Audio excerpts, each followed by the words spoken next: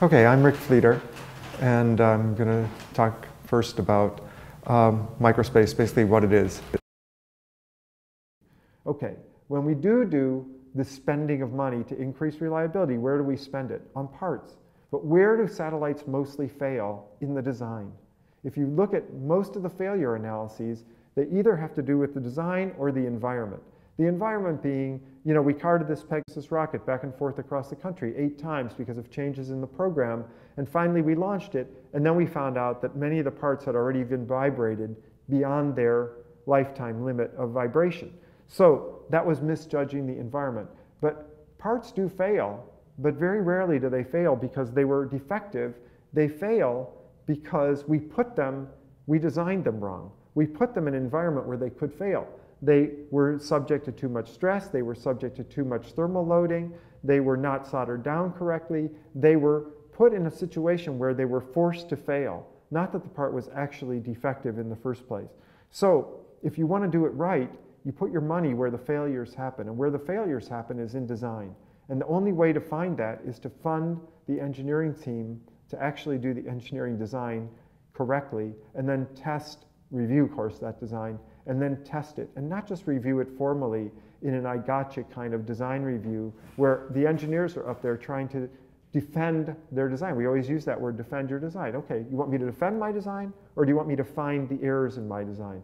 If your program manager finds out you're going to the design review to have the design committee help you find errors in your design, he's going to go absolutely nuts. You don't go to a design review to get those friendly people on the other side of the table to help you with your design. You go there to defend your design. So the design review does not reveal anything to the reviewers. In fact, the opposite. We try to disguise the design from the reviewers. So you need another kind of review in your program where you actually sit down with experts and ask them, hey, do you think this is going to work? Do you see any problems in what I'm doing? That's not the classical design review. When you look at, I have a couple of slides here on failures and why they happen. First of all, they happen for reasons that we never would have expected. And second of all, those reasons almost always have to do with the engineering team in terms of design, or in the case of the TRW Lewis and Clark failures, one of them failed because it overran the budget. Because by adding all these constraints of space-qualified parts, of redundancy, and so on, what had started off as a simple mission became a large mission, called a small satellite mission, but with a staff of hundreds of people and all of the various constraints. And so luckily for it, the budget overran and they canceled the program. So that was one failure. And then the other failure was caused because they had no money for the operations. They had a 24/7 operation staffed by 2 people. And those people were basically exhausted, and at a certain point made an error in a command sent up to the satellite and put the satellite out of service, which was the result of having spent all the money on parts, on reviews, on this, on that, and not having left enough money over for one of the areas where satellites are particularly vulnerable, which is their environment, which includes the people on the ground that are sending commands back and forth to them and interpreting the things that those satellites actually do. So there are certain articles of faith in the reliability world which are totally false. So let's list them, right? One is that parts cause systems failures. It's possible, but it doesn't happen in the real world of small satellites. And parts are not the cause of system failures. Engineers are the cause of system failures, and I can say that because I am one, and I've been there and I've done that, right? Okay, better parts make better systems. Seems logical, but it's totally false, because better parts consume resources that could be used better for other things, right? And parts criticality is scale dependent. For a little satellite, parts are not critical, right? Clean rooms and conformal coding and all those things protect the spacecraft. It's also false, because those are other ways to spend money, waste time, make the construction less efficient that don't benefit the satellite. They benefit us because we think we're doing good, but that's a bureaucratic approach to reliability. It's not a built-in approach to reliability. And having said everything I said about testing being so wonderful, more testing, because aspirin is good, is more aspirin better? Because caffeine gets you up in the morning, how about 100 cups of coffee in the morning? So if testing is good, why don't we do 100 times more? If testing between -20 and 70 is good, let's test from -30 to 90, right? No, at some point testing becomes breaking your satellite, and then you've got to fly it. And then you say, okay, well, maybe I abused those batteries, so maybe I'll replace the batteries just before I launch it. And then you're going to fly batteries that have never been tested before. So testing it has to be kind of regulated by the team. It can't just be okay. So another tenet, article of faith in satellite design, is that redundancy makes satellites more reliable. And in fact, that's not true.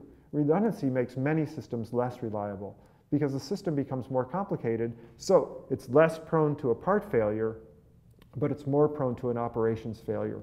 Because, like in the case of an airplane with multiple fuel tanks, if you forget which fuel has fuel in it and which tank doesn't have fuel in it, and you switch the engine over to the wrong tank, which happens to already be empty, because you have the ability to switch tanks. In a car, you don't switch tanks. You got a tank, you have a gas gauge. When it runs out, you're on empty, so you're careful not to do that, right?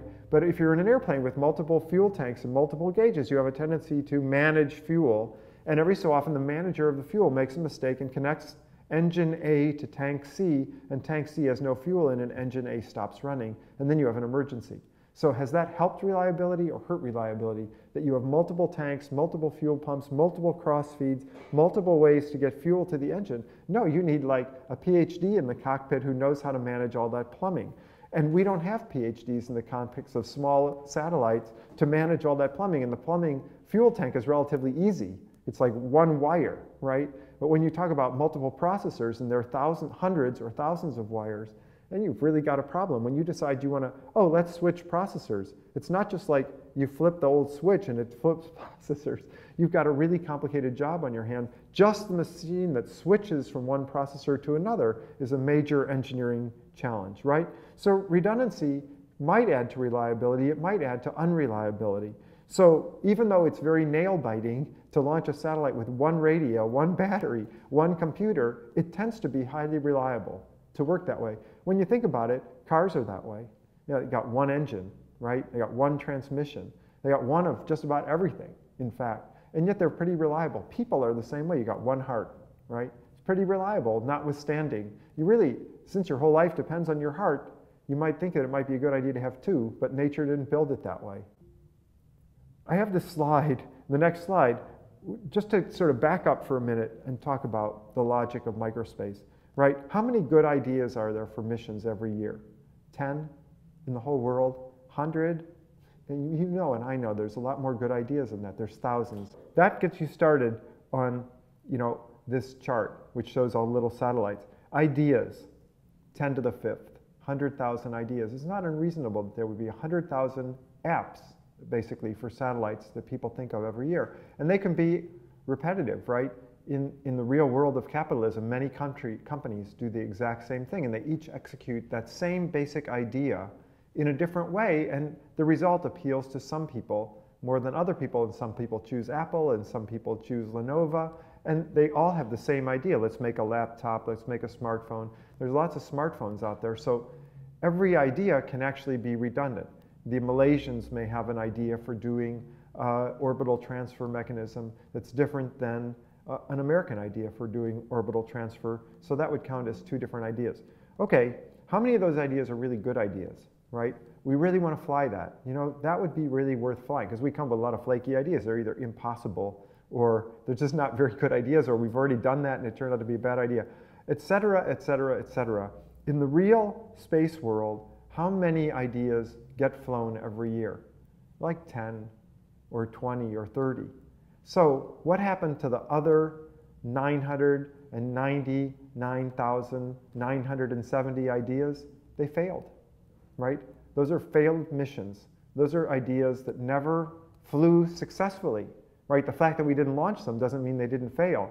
They still were valid ideas for space that didn't fly.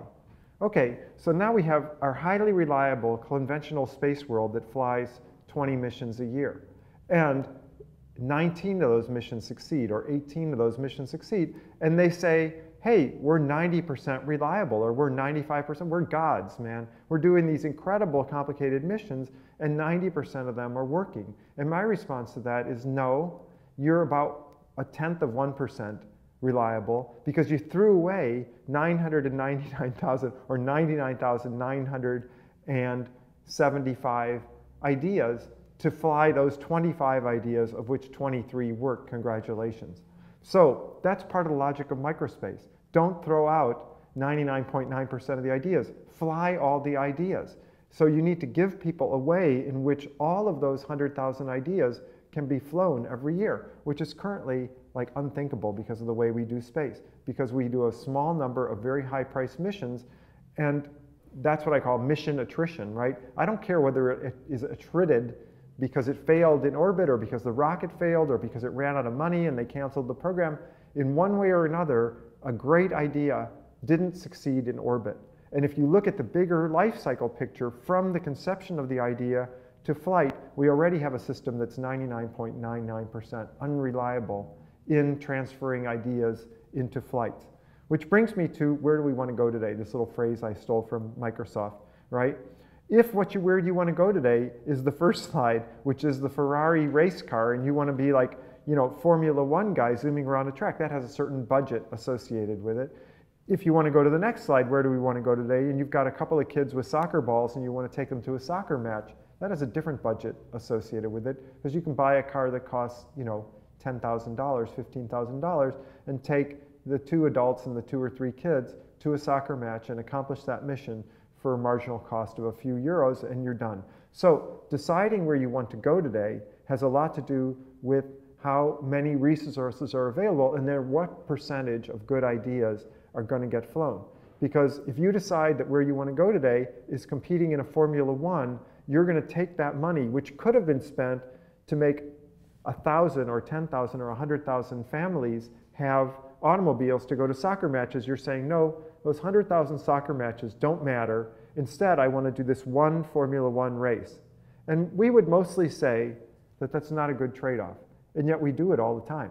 We decide to do the Formula One of space missions instead of 100,000 soccer matches and, you know, birthday parties and all that kind of stuff because of where we think we want to go today in space. We think we want to go to Formula One races every time we think of a mission. So when we think of space, we think of Apollo, humans on Mars, space station, space shuttle, Hubble Space Telescope, the recent landing on a comet. These are fantastic missions. I don't want to say that I don't like them. I love them. But I don't like the 99,975 other missions that we gave up on in order to do those really cool missions. And as I was saying a long time ago, when a technology matures, you have everything. You have the big missions and the little missions and the in-between missions in some sort of a balance. We haven't reached that equilibrium yet. So, for instance, if you want to do remote sensing, that's fine. But if all you think about in remote sensing is spatial resolution, which means seeing a centimeter on the surface of the ground, resolving a centimeter on the surface of the ground, you're going to do that at the budget expense of another kind of resolution, which is called temporal resolution. How often do I get to see that point on the ground? And we're actually seeing that revolution right now in microspace, driven, of all things, I hate to say it, in large part by Google and Microsoft. Why? Because they have imagery of the Earth, and they have a huge market of people who go to their sites to see that imagery of the Earth. And what's the main complaint of those people? The imagery is ancient, and it's not timely. I want to look at my house, and the only picture of my house is before I put the solar panels on the roof, and it was snowing. And now it's August, and the solar panels have been there for 2 years, and hey, the driveway is different, and there's a neighbor's house there that isn't shown. How can I use these images when they're sorely out of date? And one patch of the image is in summertime, and one patch of the image is in wintertime, and it's completely a disorganization. So Google wants new pictures of the whole Earth every month, let's say. How do you do that? You can't do that with one satellite, no matter how good it is, because the orbital mechanics are you can't see the whole Earth every month at high resolution. And anyway, if you only pass over that point on the Earth once in the month, you still can't do it, because it could be at night or it could have clouds over it. So you really need multiple satellites. To do once a month, you need a pass time of like once every 3 or 4 days to make sure that one of those days it's not cloudy and it's daytime, right? Even if you don't care exactly what time during the daytime. So that means that you need a lot of satellites, and there's a couple of Skybox being one of them. And you know, these companies that are building 30, 60, 90 small satellites, Planet Labs is the one that first came up and said, we're going to do this. It was actually a proposal that I worked on with Los Alamos Labs many years ago, which was to view the whole world all the time, all world imaging all the time. It's the black box of the Earth. right? So we have total video of the face of the Earth 24/7, and then we just archive that for a month or a year. And then when something terrible happens, we can go back in the archive and say, was there any sign of that the day before, 2 days before, 5? The same happens in the defense world. The North Koreans launched some missile. It's like, gee, why didn't we see that? What did North Korea look like the day before they launched them, a month before? Was there a factory? Was there some way we would have realized that they were building a launch facility? Of course, DoD people do that for their targets. But where they don't have a target, we don't do it. So when something unexpected happens, we have no way of looking back and saying, how did that look the day before, the month before, the year before? So that was the idea of whole Earth imaging. And that is not on the space agenda. Now it's becoming part of the space agenda. What about GPS on the moon? What about GPS in Earth orbit even, where we don't even have GPS in our own Earth orbit? We have cellular coverage on the ground. We don't have cellular coverage in space. All the infrastructure we have on the ground is not in space. Create at least one orbit with services so that I don't have to do everything myself on the satellite. These are things that are not on the mainline space agenda. Okay, just to give a couple examples now and move on to architectures. The first one that you would maybe point to is the NASA Ames Android satellite, where they dissect Android telephones and fly them in space. And instead of the screen, the touch screen, they put in a solar panel. So they have a different type of aperture, but otherwise the processor is the same, the interfaces are the same, the commands are the same, the operating system, it is an Android cell phone that flies in space. Well, that would of course not fly on a major mission, and why? Because the reliability, the lifetime, the radiation. But for their mission, which is to operate for a month on orbit and do a very quick mission at no cost, you can buy an Android telephone for a few $100s, convert the solar panel, and launch the thing for $1,000 in a week. And that's what they want to do. Very informal. Let's fly this. It's a way to make that conduit, those 100,000 ideas, many of them could be flown on the Android satellite. So don't criticize the Android satellite because it's not an IBM, PC. Don't criticize the Android satellite because it's not doing what the big mission's not landing on a comet, right? But it is doing some of those 100,000 missions that we're currently not doing, at all. A little while ago, I talked about how there used to be 3 missions: science, communications, remote sensing, which were actually done in the first few years of space.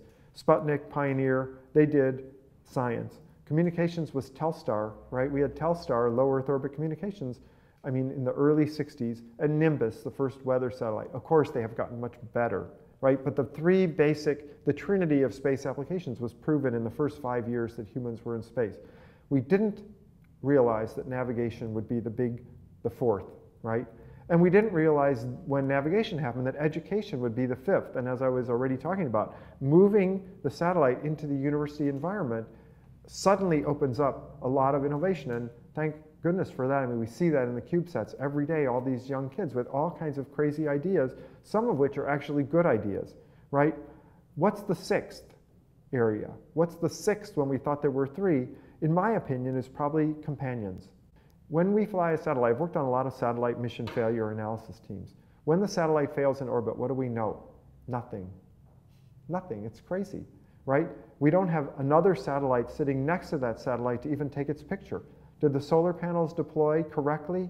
We don't know. In most satellites, there's not even a little GoPro camera to tell you, how did the thing behave in space? Some of them have it, but most of them don't have it. And they certainly don't have the ability to leave the satellite and look back at the satellite and see where the instrument doors are, see where the radio antennas are. And you could get even more sophisticated than that. Turn the radios on and see what the radiation pattern is all around the satellite. Are the antennas working the way they were supposed to be working, creating that cone of a signal that we wanted to see on the ground? Why isn't the satellite working right? Is the microprocessor running or not? Is the radio transmitter oscillator running? Is the amplifier running? Is the line between the transformer? Is the power system failed? Where did the power system fail? Are the inverters running, the DC to DC converters running? You could, with a very simple off-board diagnostic, you could diagnose most of the things that cause satellite failures, and we have none of those.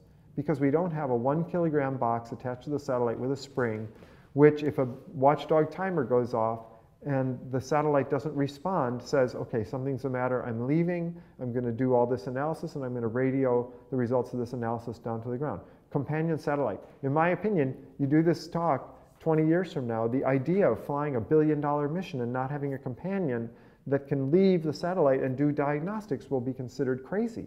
Why would you do that? We even have it in cars now, right? You can buy essentially the GoPro camera, put it on your dashboard, it's attached to a black box. You get in an accident, the camera shows exactly what happened. Did that guy really cut you off? Or did you drive into, so it eliminates all those questions about how a car accident happened, and it's a great boon, at least to insurance companies, right? It's a great boon to insurance companies also because you're a lot more careful driving when you know that every moment of your driving performance is being, recorded on video. But the idea of having a companion is happening in many other parts of the world. We have video cameras all over cities just in case something happens. So why don't we have a video platform separable from the satellite that would separate in the case of failure and give us all that information? And then I think the seventh, and maybe I have the sixth and the seventh confused, is suborbital, tourism and transportation. It was in the book that I wrote in like 1995, right? Okay, getting into orbit is really hard. Getting to suborbit is really easy. And if you want to get people used to the idea of going into space, then let's do suborbital. And if you're doing suborbital flights on a regular basis, that's going to be a boost. That's going to stimulate rocket research. If you want to get the price of rockets down, build a lot of them and fly a lot of them and see what you learn in the process of trying to make them cheaper. And of course, suborbital has the potential to do transportation. I Need a Part, flown from Los Angeles to Tokyo, is no different really than delivering an intercontinental missile from California to Asia, except that we're doing it for a different reason. We're not doing it to destroy something, we're doing it to fly a replacement part to a factory in Malaysia or wherever. So there's actually, just space tourism isn't quite the whole picture of suborbital. There's also a transportation picture there that in the long run could change a 14-hour flight to Tokyo to a 40-minute flight to Tokyo, and that would change everything. And it would also create a huge demand for rocket engines, for rocket technology, for space technology, that over the long run would change how we do everything. It would be a fantastic thing.